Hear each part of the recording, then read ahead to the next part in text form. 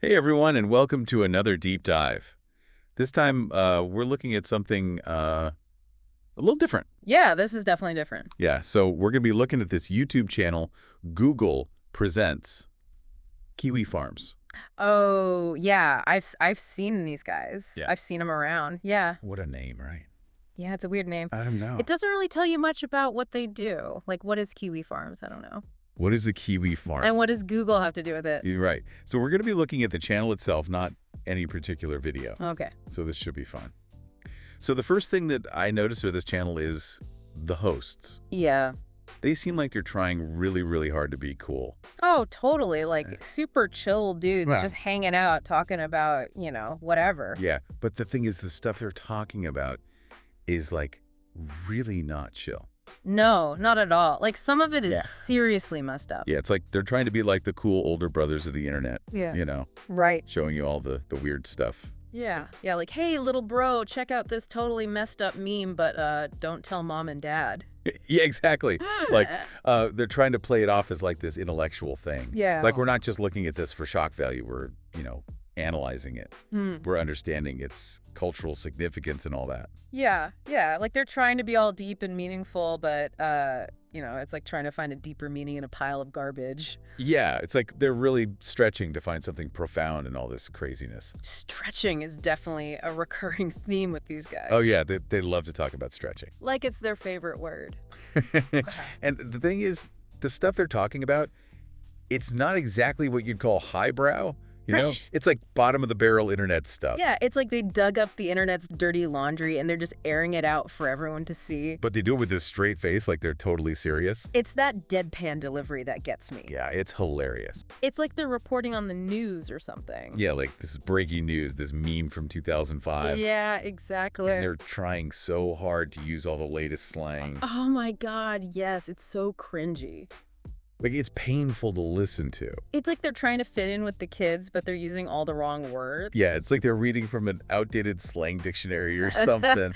Like they think they're being all hip and trendy, but it's just not working. But I gotta admit, it's kind of endearing, you know? I know, right? Like, they're trying so hard. They're just trying to be cool. Yeah, and that's what makes them so watchable, you know? Absolutely. It's like watching your dad trying to rap. Yeah. You know, it's bad, Yeah, but you gotta love him for trying. exactly. And that's kind of the vibe I get from Google Presents Kiwi Farms. Yeah, I get that too. Like, they're just a couple of dads trying to be cool. A couple of dads with a really weird hobby. Yeah, a hobby that involves a lot of stretching. Oh, yeah. Definitely a lot of stretching going on in their videos. So, okay, we've established that these guys are, a unique breed of internet explorer. That's one way to put it, yeah. But let's dig a little deeper into their approach. Okay, let's unpack this deep dive they keep talking about. Yeah, what is a deep dive? Well, in their case, it's not exactly, rigorous academic analysis. Right. It's more like, a chaotic roller coaster ride through the weirdest parts of the internet. Yeah, and you just know that ride's going to involve some serious stretching along the way. Oh, absolutely. So how do they actually go about doing these deep dives? Like, what's their method? Well, it seems like they just kind of pick a topic, Okay. usually something that's either really obscure or really controversial. Right. And then they just sort of, free associate their way through it. It's not very structured. No, not really. There's not a lot of clear organization or anything. It's Right. more like they're just bouncing from one thought to another, kind of like we're doing right now. And somehow they manage to make it entertaining. Right. Like, you would think that just rambling on about random internet stuff would be boring, Yeah. but they somehow make it work. It's like they've got this weird charisma. Yeah, they do have a certain charm. Yeah. And their enthusiasm is contagious. Oh, totally. Like, Yeah. you can tell they're genuinely interested in this stuff, Yeah, even if it is a little out there. even if it is very out there. And let's be real, they're not afraid to make fun of themselves. No, they definitely embrace the absurdity of it all. Which is refreshing, you know? Yeah, it's nice to see people who don't take themselves too seriously. Especially when they're talking about something as ridiculous as, goatsy. Oh, yeah, we should probably talk about goatsy at some point. Yeah, we can't avoid it forever. It's like the elephant in the room. The stretched elephant in the room. Oh, God, there it is, the stretching. They always find a way to bring it back to the stretching. It's their signature move. Yeah. It's like they're stretching the very fabric of reality with some of the stuff they talk about. Yeah, it's like they're taking something that's already pretty bizarre And then they're like, let's see how far we can stretch this thing. And they just keep pulling and pulling until it's like, stretched to its absolute limit. And then they're like, oh, look, it's still stretching. And then they give it another tug. Like they're amazed by its elasticity. Yeah, it's like they're discovering some new scientific principle, the principle of infinite stretching. The stretching hypothesis. Exactly. And they're the pioneers of this new field of study. The stretchologists. Stretchologists, yeah. I mean, seriously, though, it's like they're obsessed with stretching. Yeah, it's a little weird. Like every other sentence is about stretching. Like they can't help themselves? Yeah, it's like a tick or something. The stretching tick? The stretching Tourette's. Oh, God, stop. I can't. Okay, I'll stop with the stretching jokes. Thank you. But seriously, though, it's like they're trying to make stretching happen. Like it's the next big meme.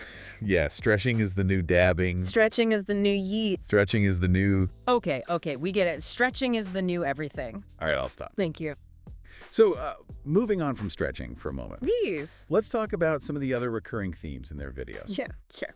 Like, besides the stretching, obviously. Besides the stretching, yeah. One thing I've noticed is that they seem to be really into obscure internet history. Oh, yeah. Like, they love digging up all those old memes and viral videos from, like, the early 2000s. Yeah, it's like they're internet archaeologists. Digital Indiana Joneses. Exactly. They're out there excavating the ancient ruins of the internet. Uncovering all those forgotten relics of the early web. Like, remember that dancing baby animation?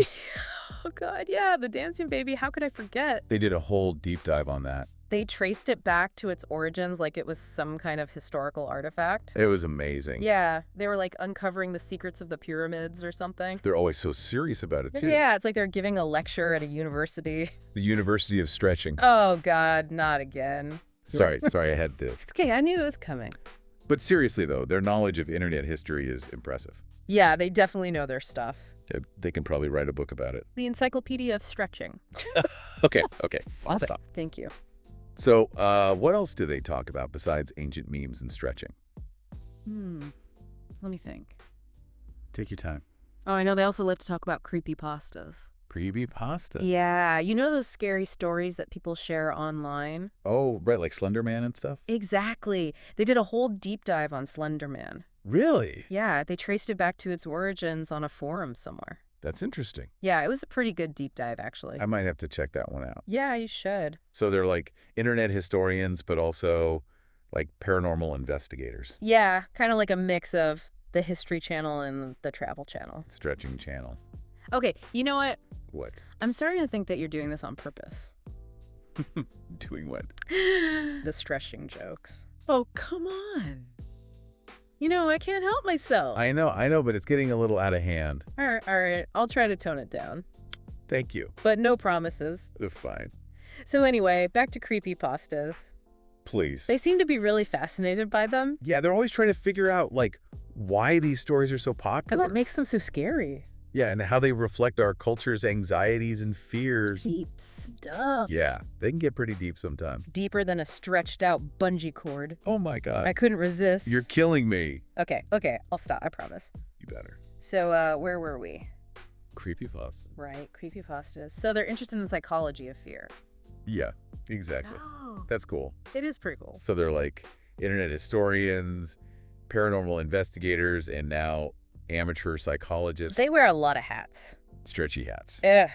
So we've talked a lot about what they cover and like their approach to this stuff. Yeah, and we can't forget about the whole like irony thing. You know? Oh, yeah, they're masters of irony. It's like they know this stuff is ridiculous and they're in on the joke, Yeah, exactly. They're not taking themselves too seriously. which makes it even funnier. Right, like if they were all serious and like preachy about it, it wouldn't be nearly as entertaining. Yeah, totally. It's that self-awareness that really makes them stand out. Yeah, and also the fact that they have Google Presents in their name. Right? Like, what's up with that? I know, it's so weird. Like, are they actually sponsored by Google? I have no idea. It's like they're trying to make fun of corporate sponsorships or something. Yeah, maybe they're just trolling us all. It wouldn't surprise me. Oh, I neither. But either way, it's a brilliant marketing move. Oh, yeah, for sure. Like, it definitely makes them stand out. Yeah, like when you see Google Presents, you automatically think like, oh, this must be legit. Right. Like, it gives them a certain level of credibility. Even though they're talking about the most ridiculous stuff. Exactly. It's like they're subverting our expectations. Yeah, like they're using the language of corporate America to talk about the underbelly of the internet. genius. Pure genius. So yeah, I think we've pretty much covered everything there is to say about Google Presents Kiwi Farms. Yeah, I think so. They're weird, they're funny, they're insightful, they're ironic. They're stretchy. Oh my God. I had to. You're incorrigible. But yeah, they're definitely one of a kind. Absolutely. There's no one else quite like them. And that's why we love them. Yeah, or at least love to watch them. So if you're looking for a YouTube channel that's a little different, a little weird, a little funny, a little insightful, And a lot stretchy. then you should definitely check out Google Presents Kiwi Farms. You won't be disappointed. Or maybe you will be. Who knows? Either way, it'll be an experience. An experience you won't soon forget. And that's all we have for today, folks. Thanks for joining us on another deep dive. And remember, always stretch before you go down an internet rabbit hole. Words to live by, marring by.